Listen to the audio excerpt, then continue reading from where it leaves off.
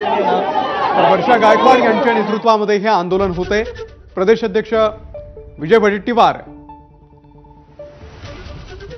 माफ करा, विरोधी पक्षनेते विजय वडेट्टीवार हे सुद्धा या आंदोलनामध्ये सहभागी झालेले आहेत आणि आता काही कार्यकर्त्यांना पोलिसांनी ताब्यात घ्यायला सुद्धा सुरुवात केलेली आहे। वर्षा गायकवाड यांना सुद्धा पोलिसांकडून अडवण्याचा प्रयत्न होतोय। बदलापूर घटनेच्या निषेधार्थ सध्या काँग्रेस आक्रमक झालेली आहे। काँग्रेसचे मुंबईमधले सर्वच महत्त्वाचे नेते या आंदोलनामध्ये सध्या सहभागी झालेले आहेत।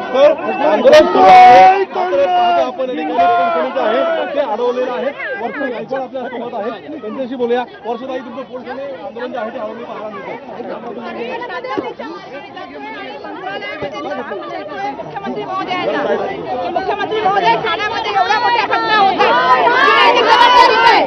याला पॉलिटिकल स्टंट बोलताय।